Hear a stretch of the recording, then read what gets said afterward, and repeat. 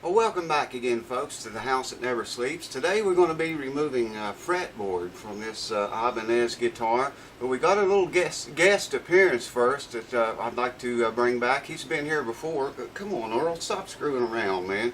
This is Earl, not to be mistaken for oral, though you might think, or oil, not oil and not oral, but Earl. Earl, he drops in to see us from time to time now and again, and he stopped in today to watch us take this fretboard off. Say hello to the YouTube folks, Earl. Oh, I'm not now. Man, you said you wouldn't. Come on. Let me take care of Earl here, and then we'll get it once. Whoa, so hard on this fretboard.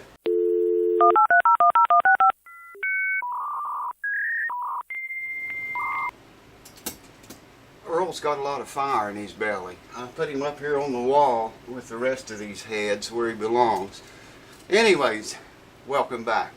I'm going to move the camera over here closer so you can see what's going on. I got the old trusty iron that the warden donated. I got a couple of different size knives, or whatever you want to call them, painter's knife, whatever. And we're going to get started on heating this fretboard up and yanking it off of there. Get it ready for the new one. So let's do it! So I'm just heating it up here now. I've already started on it actually. And remember not to get a hold of that hot spot. It's I don't know what I'm hitting right there, but I'm running into something. I don't know if it's a truss rod or something sticking up right there. It sounds like metal, whatever it is. Try to maybe go at it from the side a little more.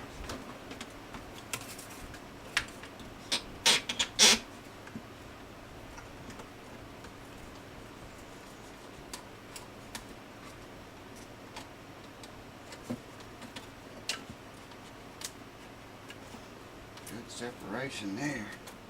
Well, here's something you don't see every day. Check this out. I got the extension loose all the way up past the body. See that? Okay? It's loose all the way down. But dig this. There's something in there, and it's metallic. Hear that? And I've got the fretboard broken loose on both sides of that, whatever that is.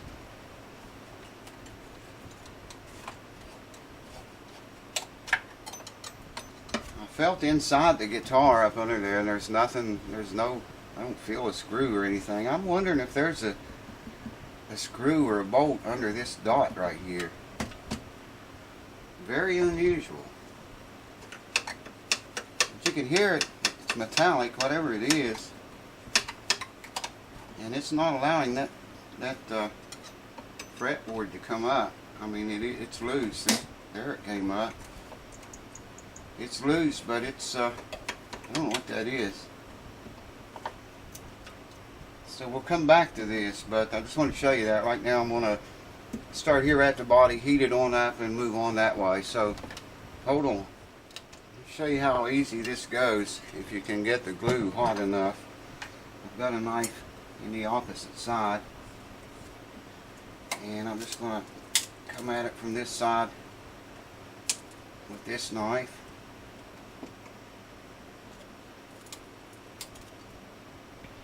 And just kind of switch back and forth between the two.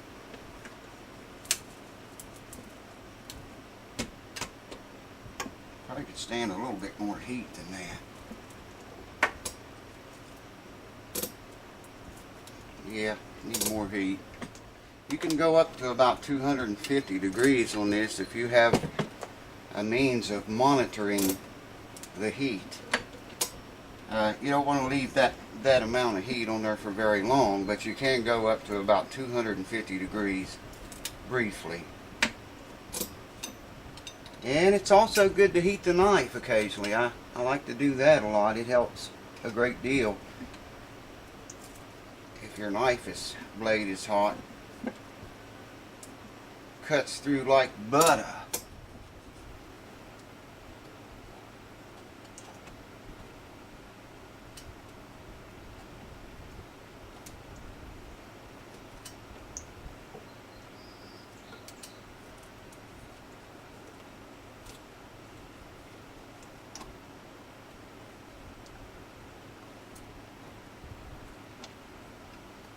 oh so slowly.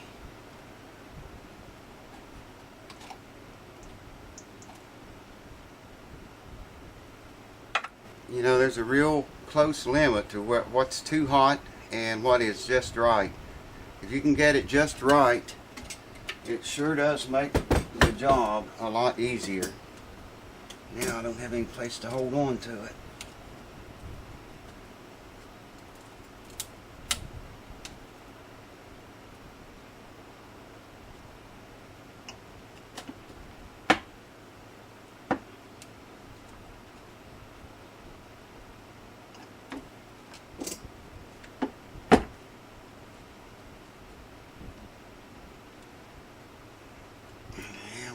Turn him over again, I think. Oh, she's coming. She's just really slow.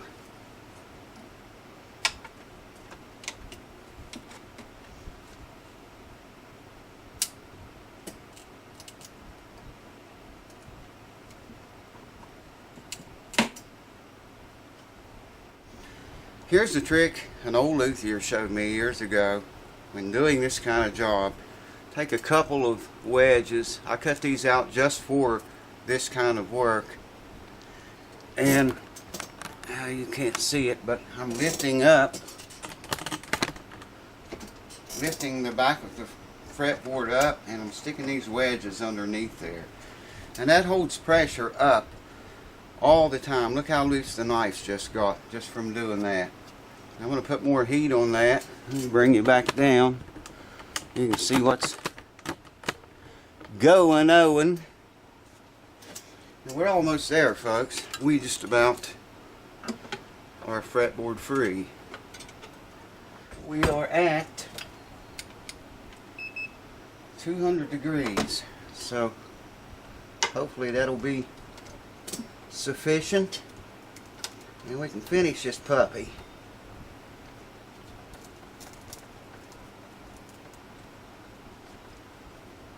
Still a hot day here today, very hot.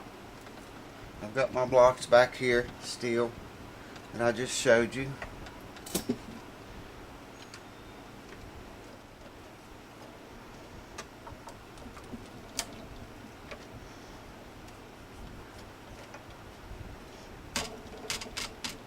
So close yet so far away. Someday I'm going to remember to oil this stool.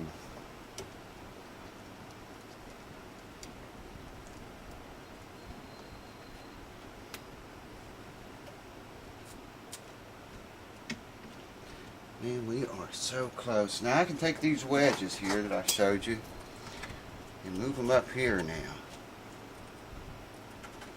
And you wouldn't believe how much this helps. Just that little bit of pressure right there can make a world of difference.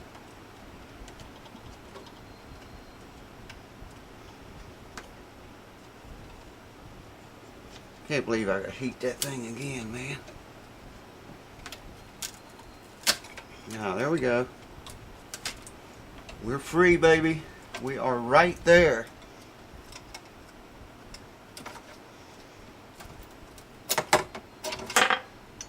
There we go.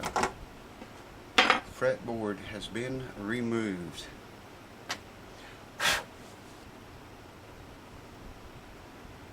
That was the truss rod that I was, wow, guess what?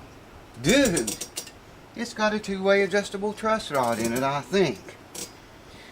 Let me cool off here a little bit and we will have a closer look. There's the fretboard, came off fairly clean, all but down here. It looks pretty good, but I just want to cool off and rest a few minutes and we'll have a closer look. I think, almost sure that's a two-way adjustable truss. That's what I was hitting right there. In the camera, it barely. Right there is what I was running into with the knife. Metallic sound. Figured it was a truss rod. I was hoping it wasn't a screw down through the board under the dot inlay. Ooh, the biggity bob is hot. I'm going to cool off a minute and I'll bring you back and we'll talk about it. Holy shit. I would have never dreamed this in a million years. Check this out, man. An entry-level guitar, and it's got a truss rod in it. There you can see the little adjustment.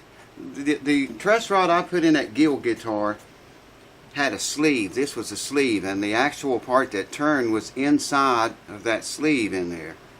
Now this one's a little different. This whole entire thing that you see here turns. But it's basically the same exact truss rod. There's two rods in there. And unbelievable. I would have never ever expected to see that in an entry-level guitar. Two-way adjustable truss rod. You know, a lot of higher-end guitars don't even come with those from a factory. And I'm really shocked that Ibanez did that. That's very cool, man. That is a very cool find. The fretboard, you can see how they had it glued on. You know, I like to put a skunk strip or a piece of tape or something over that just to cover the truss rod so no glue gets into it. And then cover this entire area and the entire area here with glue. And you know, like I say, put a piece of tape down the middle if nothing else. Crimson Guitars does that all the time. I saw them do it. Put a piece of tape down the middle, keeps the glue off of the truss rod itself. And then you can cover the whole thing up with glue. But check that out. They ran a line of glue up through here and one up through here, and that's all the glue it had on it. Except for down here, they glued it pretty well. Not much better, but came off pretty clean, all but that. But anyways, that's odd that they would glue that on there like that. I'm surprised it held as long as it did, but it was holding. It was doing okay, I guess. Now, here's the new board. Someone in the comments on one of these videos, I don't remember which one it was, but it was on this guitar, mentioned that I put, say, because of the crack in here, I could cut it out and put, you know, line the boards up one side of them like that. But I can't do that. You can't do that. The intonation will be all the shit if you do that. And the reason being because this is at an angle, and you know, both sides of this board is at an angle, okay? This one's not. This one's square. So if I lined them up, you know, the sides of them like that, and then just whacked it down through here, it wouldn't work. The fret slots, the frets would be off, you know, from center. So what I got to do to maintain intonation, so we're going to cut this board off up here, the new board, cut this whole part off of it. He left that on there in case someone wanted to install a locking nut. What I got to do is find dead center of both boards, okay? Dead center of both boards, and then I'll have to center those two dead centers. I'm just eyeballing it right now just to make the point. That's not dead center, but let's assume it is. I have to find dead center of both boards and then center both centers like that. But then I'll draw it out on the new board, and that way the frets will all be in uniform the way they should be. So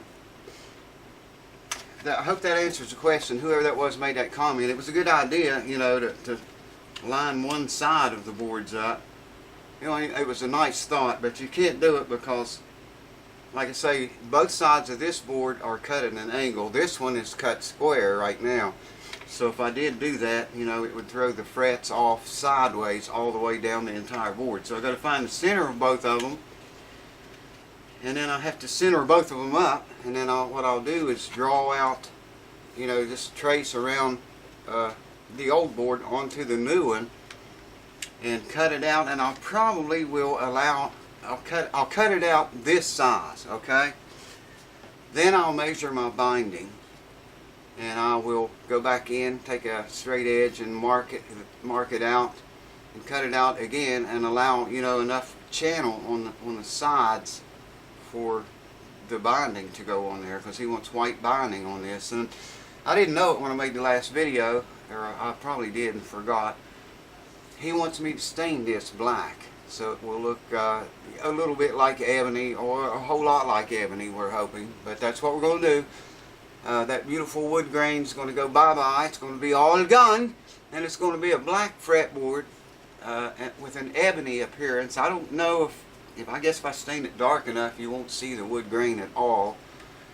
And I think maybe that's what he's shooting for, because he said he wanted it to look like ebony. So anyways, just want to fill you guys in on that, bring you up to date. It's going to get stained black, and we're going to let it hang 1 fret over the edge of the sound hole. That's the whole reason for changing this board out. That other board, the old board, it did stick over the sound hole a little bit, but it wasn't enough. He wanted it to stick 1 more over. Tony's does that. It's like 1 fret, so I have to come 1, 2, 3 up the 3rd slot from the bottom back at the hole. Cut him off right there, and the last fret will actually be this slot. And there you can see 1, 2, 3. We're going to cut it right there.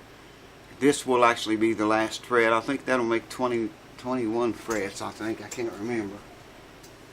But, y'all, man, Earl's here. Not to be mistaken for oral or oil, but Earl. You got that, Earl? There we go. We got the fretboard off. Everything looks good. It came off nice. I'll rough this up and kind of, there's some wood fibers that popped up there. I'm not going to pull those out. I want to glue them back down, and then make sure this is, you know, as flat as possible. Then I'll cut out this new board. I'm going to stain it before I put it on the guitar, so I don't get that crap all over the guitar. Man, you get that shit on you, or whatever it touches, it's permanent. It ain't going to come off. So anyways, I hope you guys enjoyed the video. Thanks for watching, and I will see you very soon. Cheers to you. Cheers. Just one more little thing I want to show you here before we go. These truss rods are designed to fit very snug, very tight down in this channel here. And the way Alvarez is doing it here, they cut, you can see these 2 pieces of wood they cut out to set in there and keep the truss rod, the whole truss rod from turning when you turn the adjustment screw down here. I can't see the camera, man. I don't know. Yeah, I think maybe you can see these 2 pieces of strips of wood on each side, and they missed it a little bit. If you can see, they put a little tiny sliver of wood right there, and you can see how much they missed it, I think, to hold that truss rod in place to keep it from turning whenever you are adjusting it. So just thought I would show you that and tell you, if you ever put a truss rod in, it's got to fit tight. The tighter it fits, the better. I can't believe, man, that Alvarez entry-level guitars would come with a 2-way adjustable rod. Woo! Kind of getting a rush off of this.